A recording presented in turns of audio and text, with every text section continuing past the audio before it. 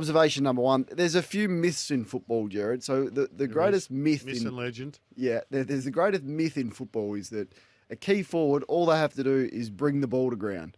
Absolute rubbish. A key forward has to do a lot more than bring the ball to ground. They have to mark it and they have to kick goals. And if you don't do that, you'll be out of the side. It's not good enough just to bring the ball to ground. So if you ever hear anyone say that, all he's got to do is bring the ball to ground and provide for his crumbers. Rubbish. You've got to mark and you've got to kick goals. But the other myth is don't ever let anyone say this about any player. They're untaggable. It's a myth. Absolutely. No one is untaggable. Yes, it's harder to tag some players than others, but you can always limit a person if you put someone on him who is dedicated to do it. And I've heard all year that Nick Dacos is untaggable. I heard all the time that Chris Judd was untaggable. I heard all the time that Gary Ablett was untaggable. It's a myth. You and I have both been of that view for a long period of time, and it's been perpetuated because coaches want their cake and eat it too. The hard tag ignores the footy to a large extent. Really good hard tags, like yourself and Kirky and Lingy, they were able to do both. Win the ball, but make sure the other guy didn't win it. Hayden Young on the weekend's a good example. Took Miller the week classic before. example, yeah. So, I mean, you can have your cake and eat it too, or attempt to, but if anybody's put out there, as I said last night, just to stop an individual getting the ball, good luck. What are the other myths in football? 0433 98 11 16, you can send them through. Observation number two, and I just want Hoyne to take note of this because Matt Rao rates highly in champions numbers and always has for obvious reasons. But in his last 9 games, the most disposals Matt Rao has had is 21. He hasn't had a 30 disposal game all season, so he must be the only full-time midfielder that plays there for 95% of the time that hasn't had a 30 disposal game. He does not get enough of the ball, and he has to find a way to get easier ball. That is a fact if he wants to reach the heights that I think we all thought he would after his first season, but has failed to do that. So we never really talk about him. We just, Matt Rao gets his 16, 17. No one ever scrutinises him because we all really admire the way he plays and the tough nature and the no fuss nonsense that he plays with. But at some point, you're a midfielder in 2023. If you're not getting 30 every second week, you're doing something wrong. And his last 2 months has been incredibly quiet. So I just wanted to put that on the agenda, and it's perhaps time we start to scrutinise where and how much of the footy the number 1 draft pick from a number of years ago is getting. There's life left in Chad Wingard. I've really enjoyed his last month. Yep. I really have. I think Good he's observation. playing with an intensity that, I don't know, we haven't seen for a while from Chad. And I know he's been a polarising figure for you Hawthorn fans out there, and I get that. It's a difficult role to play when you're in a young side that often loses that role across half forward, but he wants it, and I can tell that he wants to go on, and I can tell that he was staring his football mortality in the face, and he's not ready to give up on it. And I think it's been admirable to watch what he's done and how important he's been for the Hawks, because when he was drafted, Gerard, he kicked the goal in the showdown, a big showdown. It might have been the last showdown at Footy Park. Yep. And we're on the field, and he was his first or second year. He was All-Australian very early on in his career, and just remember speaking with a few of my teammates and saying, this guy is going to be anything. Like, he's going to have one of the all-time careers, and it hasn't really eventuated that way for him, but it's been good to see that he's still hungry and has got some footy left in him. He's got so much talent and can do things with the ball that few can. Yep, exactly right. Observation number 4. So there's some emerging stars that have arrived, and they're here. Okay, so Gordon's here. He's arrived. We don't need to say, he's an emerging star. He's now a star. He's here. Ugle-Hagen's here. Okay, so Jamara Ugle-Hagen is here. He's arrived. We don't need to say he's about to break out. He's broken out. He's here. Yep. And I think Will Day's probably maybe just a whisker away from being in the same category as those two. But I just want to put a couple on watch as the next ones that haven't broken out yet, but will. Durham from Essendon. He's gonna break it. Okay, we're not talking about him yet, but in 12 months' time, we are going to be talking about this guy because he's got everything. Seriously competitive, tough, runs hard, good in the air, can kick a goal, super skillful, and in 12 months' time, he's going to be in the Will Day category, I reckon. And De Koning, I'm a big fan of. This is Tom from Carlton. I think he's on the cusp of breaking out. Not there yet, but the next 2 young stars to break out. Observation number 5. I'm interested in Hoyne's thoughts. He's spoken a lot about Collingwood, but is there now the blueprint on how to shut down the Pies. And if you're playing against them, is there 4 or 5 steps that if you can pull that off in a game, you know you're going to give yourself a chance. So earlier on in the year when Melbourne beat Collingwood, they said, okay, we knew we had to give something, but we didn't want to give them the corridor. And Hibberd spoke to that. He said, you make them play left-handed if you take away the corridor. So they just had the full focus of shutting their ball movement down through the middle and forcing them wide. If you do that, if you don't let their interceptors mark the ball as best you can, if you can keep them to sort of 11, 12 intercept marks per game, you're going to have a very good chance of not and limiting that rebound across half-back. There's 2 points. If you match them in the midfield like Hawthorn did on the weekend, particularly from centre bounce, you're going to give your forwards a chance because of how aggressive their defenders play. And if you bring serious heat, like Port Adelaide have, like Melbourne have, like Brisbane have, there's a vulnerability about Collingwood, as there is every side. So I just think that evidence of a blueprint on how to beat them is now building. I still think they're going to be their grand final day, but they're not as daunting a prospect as they were, 5 or 6 weeks ago. And the last one for me is, how are the Tigers going to inject some speed into the lineup, Gerard? In the off-season, that has to be priority number one. I thought they looked pedestrian under the roof, which they hate playing there and haven't won there for a long time since Damien Hardwick said they hate playing there. So it's a fast deck, I get that. But when you look at... They look slower when Shai Bolton isn't at his best. Yep. I mean, he had an average game. In fact, he had a poor game. He had about a good quarter, but he had a poor game. And when he's not sort of electrifying the midfield, it's left to the others and they haven't got the electricity. So if he doesn't bring that, or if he's playing forward, the midfield just looks so one pace. So Hopper, Graham, Taranto, Ross, Prestia, Cochin when he's there, but won't be for much longer, you wouldn't think. There's a few plotters through there. So I think Sonzi's a player that has shown a bit, but has been injured, so I think he gets the opportunities. But Tigers fans, I know you think I'm hard on your group, but I think the number one priority is injecting some serious speed, particularly through the midfield in the off-season. How that happens with no draft picks, you're going to have to be a bit crafty on how you do that, but I think that should be your priority in the off-season. But, Hoyne, you did tell us 6 weeks ago, don't fall in love with the Magpies. Yes, they're still the best side in the competition, but there are some holes.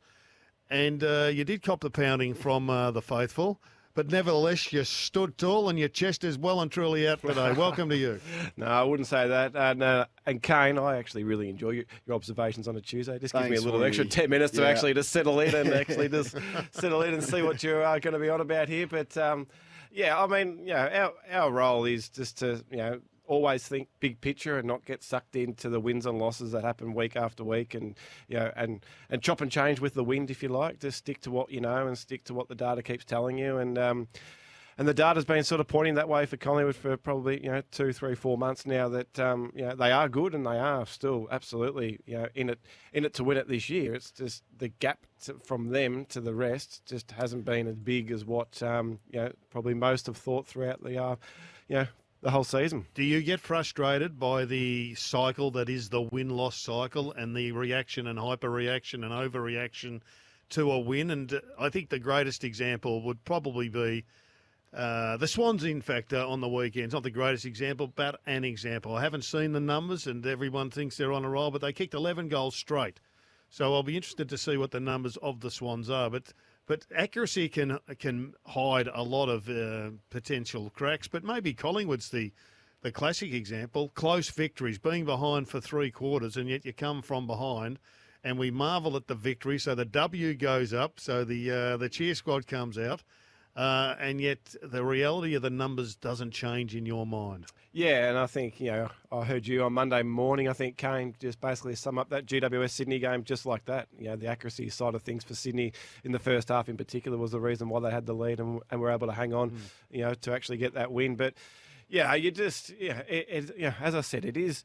You're the W's and L's are there to actually get you on the grid, but how you play, we've talked about it on this show, for the whole year, how you play is the most important aspect, and how you play is what's going to actually stand up across the whole season and stand up come finals to actually determine whether or not you're actually a serious chance to win it or not. Well, that's our first segment. Kane, you happy with your first segment? Happy with the first segment, Gerard, but let's move into your overall view of the round, and it's got multiple modes. Is that the different switches and levers teams can play in-game, is it, Hoyne? Well, so I'm sort of big on this that, come finals time, the chances for you to have the game on your terms for 120 minutes for 3 weeks in a row are pretty slim. At some stage, the opposition are going to have, their turn at you, and you're not going to be able to play your number one style of game that you're trying to be implemented throughout the whole year. And I think what we saw on the weekend was, 3 teams and almost 4 teams, if you include West Coast, their ability to be able to score out of their D50 were the reason, why they actually got the win on the weekend. And that's not, the long-term sustainable mode, if you like. But to be able to have something different, when your number one method isn't there and your game isn't in the greatest shape on that particular day, to be able to still get you out of trouble and be able to get you the win is so important. So if you just think of this, the AFL average in terms of being able to score from your D50 is 14 points per team per week. Geelong against Port Adelaide, as you said, Kane, on Monday, did so much right. Geelong scored 49 points out of their D50. They got them up and got them back, and that's what got them the win. West Coast against Essendon scored 43 points out of their D50. Unheard of for West Coast, and was so close to actually getting them the win. Sydney scored 42 points against a team in GWS who have been, almost, too hard to actually score against over the last 6, 7, 8 weeks. And then Brisbane, in a really tight, up and back sort of game, low scoring game, kicked 4 of their 11 goals from their D50. So to be able to get out of trouble, and then I just look at some teams this year, and that's why Port Adelaide are a little bit of a watch in this space at the moment. They are such a high territory based team that if they don't get that on their terms, like they did against Adelaide, at times, and against Geelong and against these teams, over the last few weeks, they haven't been able to display that ability to be able to get out of trouble through their ball movement game. Whereas, Collingwood can do it, Melbourne can do it, Brisbane can do it, and now Carlton can do it as well. So to be able to get out of trouble Plan B. is going to be so important come finals time this year. So there's a few of those teams that their deep-seated issues reared their ugly heads, I guess, and none more so than the Bombers. Hoyne, I know it's not on your agenda, but their inability to stop that ball movement has been a problem for a while now, hasn't it? And you've put that on the radar. Yeah, we sort of spoke about this a little while ago. That was last week's I Told You So. Yeah, and sort of, unfortunately for Essendon at the moment, and they are still in the hunt, but the reality is that, probably the only few things that we're looking for this year were, have they actually improved their defensive system in terms of being able to deny the opposition scoring the ball? It has been an issue for 8 years.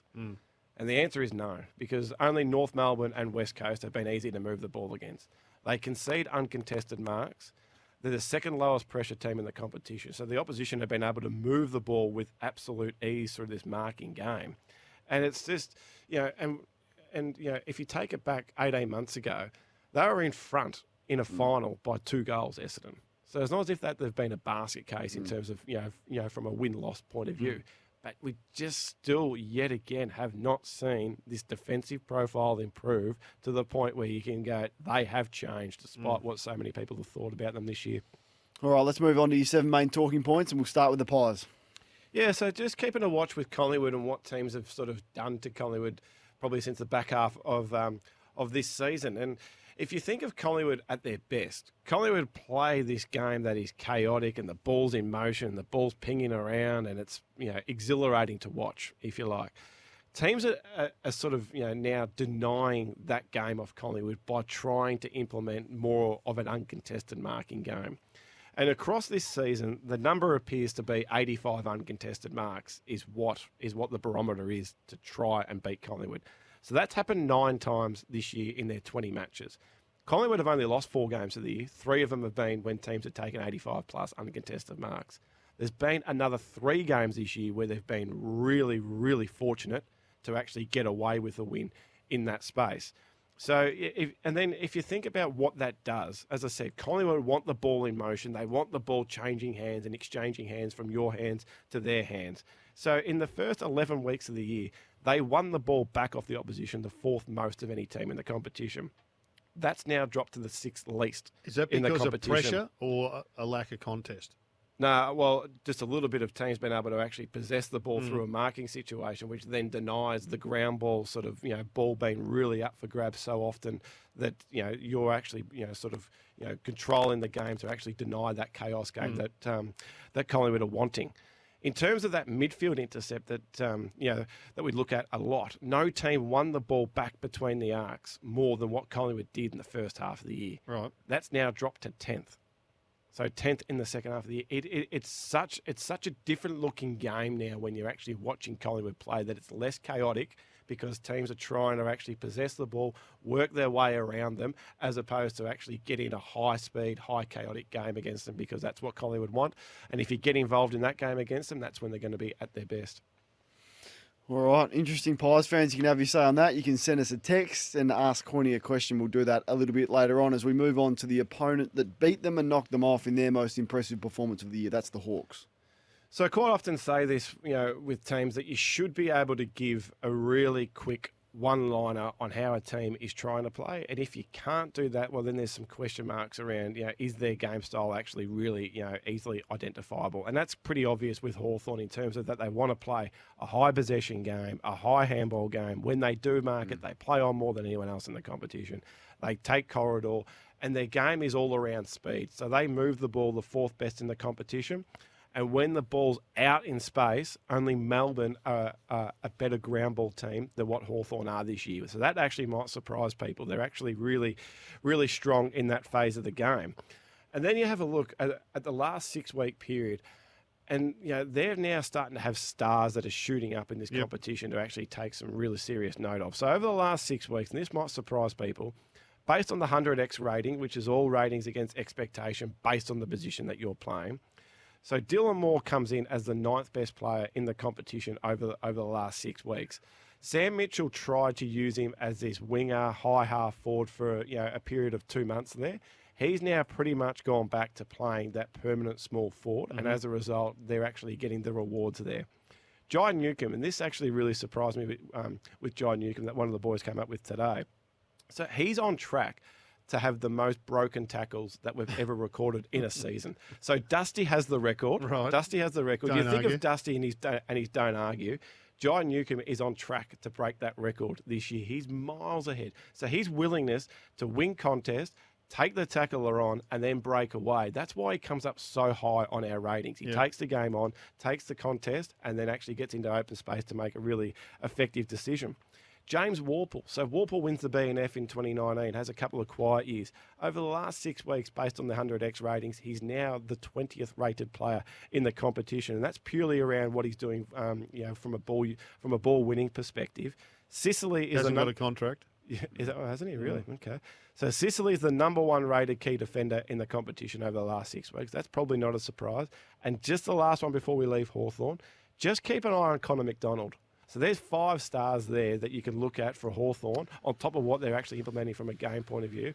That's just extremely positive. Sam Mitchell said at the start of the year, Kane, that he thought that most of the next premiership players that would play for Hawthorn are already on the list, and a few are starting to emerge. Yeah, there's no doubt about that. I mean, and they've invested heavily in the draft finally after a few lean years on not selecting players. I don't know if most of them are there. I would think they've probably got a nucleus of 10, maybe half of the squad, I reckon. Just I think there's still some gaping holes in that. But Mitch, Lewis, Day, Sicily, Ward, McDonald, Newcomb, these types of players is a pretty good core to be able to build around. Let's move on to, he's a fringe-ish player, isn't he? Robbie Fox getting some love, Hoyne. I just wanted to give Robbie Fox a bit of love for what he did on Saturday night. I don't know what you guys think. You might be on the same page here, but probably the hardest matchup in footy at the moment is Toby Green. Yeah. And he gets assigned Toby Green on Saturday night, and I think there are multiple reasons why the Swans win.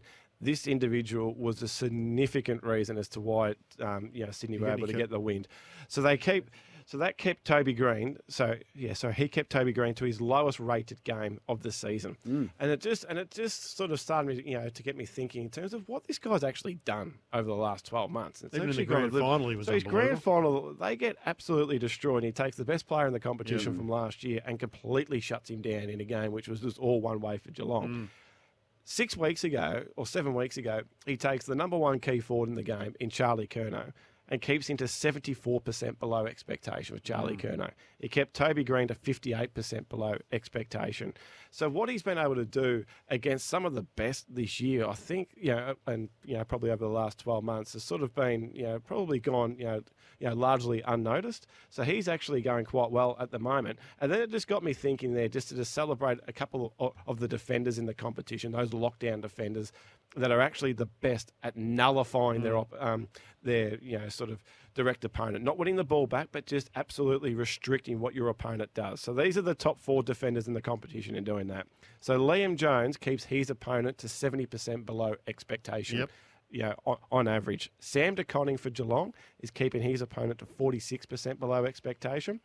Nathan Murphy, this is why he's a huge loss for Collingwood, 45% below expectation. And then Robbie Fox's teammate, who's done some really good jobs on the smalls, Cunningham is keeping his opponents to 40% below expectation. So there's just a couple there to actually look at, and Robbie Fox is one of them. All right, let's get back to your talking points. We're up to talking point number 4, Hoyne, and Mitch Hinge from Adelaide is putting together a fine season. Yeah, so just wanted to give him a bit of credit and give the Adelaide recruiters and list managers a bit of credit too in terms of what they've been able to do. So this guy was a delisted free agent. So there's only 10 delisted free agents in the competition at the moment. And there's only 5 of them that have played 10-plus games this year. Hinge is one of them, Tyson Stengel another, Hugh Greenwood, Fergus Green and Trent McKenzie from Port Adelaide. But what this guy is actually doing at the moment is so significant, and his role behind the ball, especially with what Adelaide have got from an injury perspective at the moment, has been elevated. So over the last 6 weeks, we've lauded Sam Taylor. Yep. Sam Taylor's had 72 intercept possessions in 6 weeks, which is just ridiculous. The third best interceptor in the game is Darcy Moore, who's had 57 intercept possessions over a 6-week period. We've lauded what Darcy Moore's done as well. In between those two is this bloke, Mitch Hinge, who's had 61 intercept possessions. And importantly, 54 points have been generated for Adelaide off the back of what he's done from an intercept perspective, which only Sam Taylor has generated more. And then I started just thinking about and just watching that Adelaide defence on the weekend like we all did. And it's such a unique makeup in terms of what they've been able to do. This list management team from sort of piecing this defensive group together. And I'm going to include a couple of these guys that actually aren't there at the moment through injury. So Nick Murray and Kane on the week. They're 2 supplementary selections. So they were taken only weeks before their relative season starts. Jordan Butts and Belays. I think it's Belays. Is that how you pronounce it? Yeah, Belays. 2 rookie selections. Unbelievable picks. Nankervis, a pre-season selection. Mitch Hinge, as we said, a delisted free agent. And then you throw in some reasonably high-end talent, but not sort of through the roof. Josh Worrell, pick 28, so not high-end talent, but well done, good selection. And then you get Michael Annie and Tom Doedee both at pick 17. So this defensive makeup, as we've sort of spoken about a little bit, there's no right or wrong way to go about a list build. And I think looking from the outside, and Kane, you might disagree or not, it looks like that Adelaide have prioritised, what their high-end talent's going to look like ahead of the ball by sort of really investing highly in that area of the ground. And then behind the ball, we'll go sort of down, a different strategy to be able to fill those pieces. And hats off to what they've been able to do, because I don't think we would have been reading out those names at the start of the season going, well, that's going to hold up and that's going to put them in finals contention this year. So Fisher Mackesy was a priority for them as a key defender with pick 6 and didn't play. So they sort of almost had to find a way. So I think they did prioritise that, and their ideal would have been to stick him there for 10 years, but that didn't eventuate. I mean, Michael Aney was just a gold pick for them. I know father-son, so you get an advantage there with that. But to play him and for him to hold up, I mean, he's the next Ben Hart of the Adelaide Footy Club. So I actually agree with you. I think they're a nice little unit, but they've sort of been sticky taped together somewhat. Yeah. And they don't really need a lot, I don't think. Like, I think they're all of an age that they've got 5-6 years ahead of them. That defensive group? Yeah. Yeah, no, they're all in good age. Yeah. They're not going anywhere for quite a long time. All right, let's move on to Zac Fisher, who played across half back on the weekend. He's struggled for a spot to find one, hasn't he? And to bed one down for the last 10 years, probably. Yeah, so so there's been, I think back to Jake Bowie in 2021, where he came in late in the season and found his way into a premiership team playing across that halfback role Melbourne, in that season. And then Zac Fisher gets his chance on the weekend. That's the first time in his career where he's played down back. And he was the 7th highest rated defender for the round. So that was an unbelievable performance for him. And he'd been playing in defence in the twos? I haven't actually done that research yet, so I'm not going to make that up. I should have actually done that research, so apologies there, G. But yeah, and Kingy's sort of been really big on these freewheelers, sort of sort of behind the ball, being that really sort of creative, influential to your ball movement game. And on the 100x ratings, it's pretty obvious as to why. So so we've got Sinclair as the number 1 player, Houston number 2. Dacos, who's played a lot of the season, at number 7, Nick Blakey at number 11, and Mason Redmond rounds out the top 20 in that position. And I just wonder whether or not this guy could be that player for Carlton over the next 3 weeks and into a finals campaign to be able to complement a defensive group that is really on fire at the moment. Nick Newman is extremely underrated. He's probably not that sort of freewheeler. I think he's more of that architect, controller, but sort of behind the ball, if you like. But to be able to add potentially Fisher to Newman, to Saad, to Kemp, to McGovern, to Wiedering, and then potentially one of either Marchbank or Chincotta.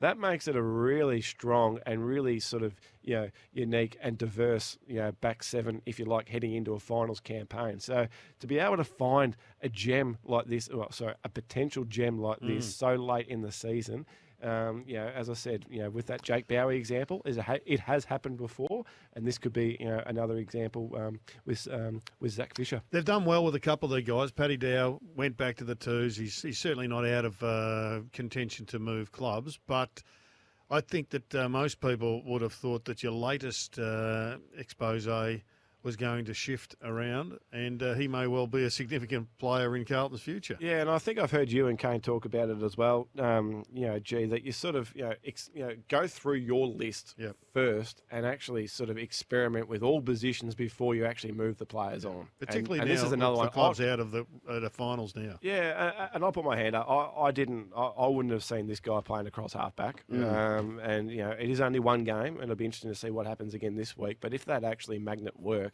geez, what a find for Carlton. I reckon Stevens for Sydney, who's been a bit of a bust so far as a pick 5, back in as a substitute on the weekend. But he's a lovely kick. I mean, he's a magnificent kick. He can run. He takes a little bit of time to get going, but that's another one I would experiment with deep in the defence for Sydney. Yeah, no, that's a fair call. All right, we touched on Port Adelaide briefly. You want to expand on their issues, Hoyne?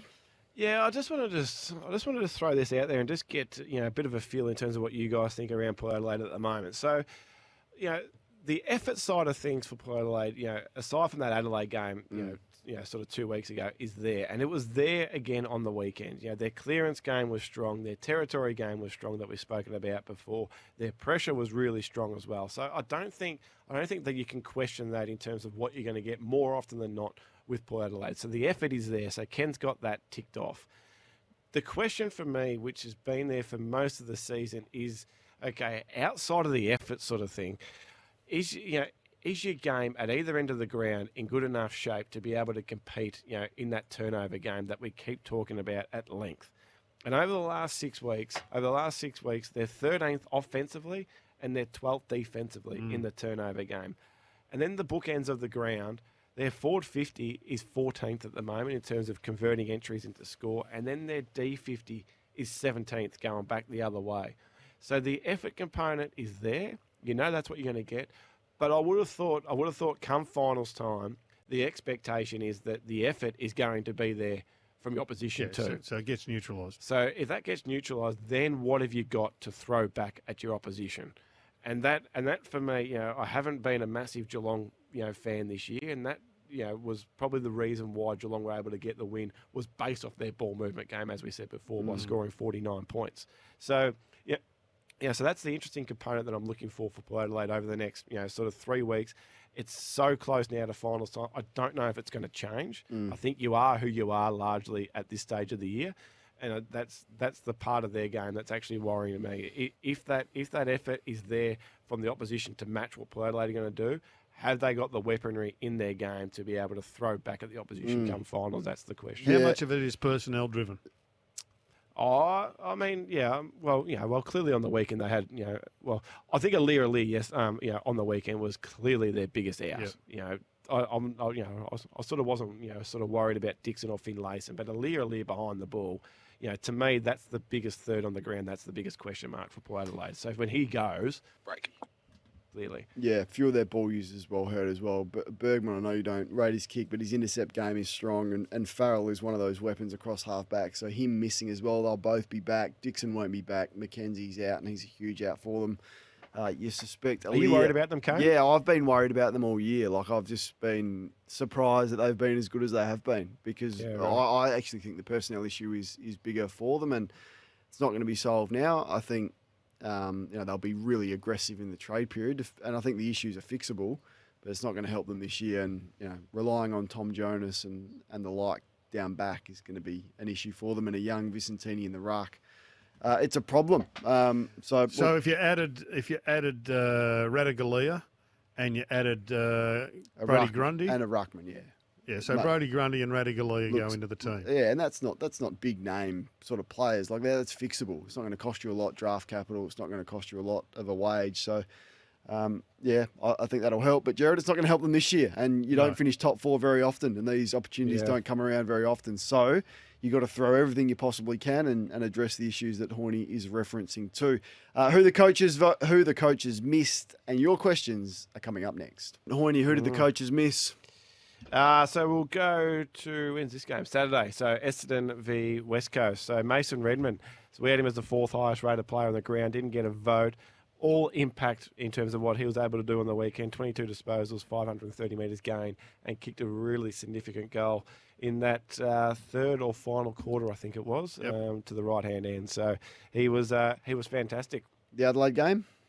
So Jordan Dawson, just want to give Jordan Dawson a bit of credit here. I don't think he would have probably got recognised for what he did, and I can understand why. 23 disposals, only 7 contested possessions for him. But despite getting locked down by David Swallows, what he was able to do defensively, which was significant. So his pressure, he was the number 1 rated pressure player on the ground, 8 tackles, and he had the 4th most impact through his defensive actions of any player for the round. So full credit to Jordan Dawson for what he did despite getting tagged. Pretty handy. This man's got 40 goals for the year again. Yeah, so Luke Bruce, so his game on the weekend, 3rd highest rated player on the ground, didn't get a vote, 16 disposals, season high, 9 score involvements, and a season high 3 score assists to go with his 3 goals. So Absolutely is Luke fantastic. Bruce a lock for the All-Australian side, or is Charlie Cameron? Give me the small forward for the All-Australian side. I think Toby Green is... he's not a small forward. He's your walk-up. I actually don't know if there's another small forward that will actually get in. I think Dusty's a walk-up for an All-Australian selection, and then potentially Petrarca on your half-forward flank, Charlie Curnow, Taylor Walker. I think you can probably go down that path as opposed to looking for another small forward. What about the Battle of the Bridge? So Cornelio, 4th highest rated player on the ground, didn't get a vote, and so 25 disposals, but it was all towards goal. So 11 inside 50s for the game for Cornelio, and he had the 6th most impact from his ball use of any midfielder for round 21. And Ryan Burton also you liked, but no love from the coaches. Righto, Hoyne, what was your gem of the round? Yeah, so you're just talking ruckman before, Kane. So I just wanted to float this one. So Todd Goldstein at the moment, 2 of his 3 best seasons for Todd Goldstein have actually happened over the last 2 years. Right. So he's actually in red hot nick at the moment. His performance against Max Gawn on the weekend, I thought, was actually quite promising. So depending on what North do, if you're looking for a ruckman just as a short-term ruckman for a 12, 24-month period, get on Goldie. Potentially looking at him. And then just the horror for this week, a bit of a unique horror with this one. So I'll give Jacob a bit of credit for this back in the office. So the stoppages. So the first time in Champion Data's history, which is since 99, we are seeing more ball ups in the game than we are seeing throw-ins in the game. The first time in 24 years. Insufficient intent to blame there. Yeah. So insufficient intent to blame, whether or not umpires are calling the ball up quicker, not around the paying ground. free kicks. If they're not paying enough, holding the ball decisions in there as well. But that's the first time in 24 years that's actually happened. Outstanding, so, Hoyne. interesting.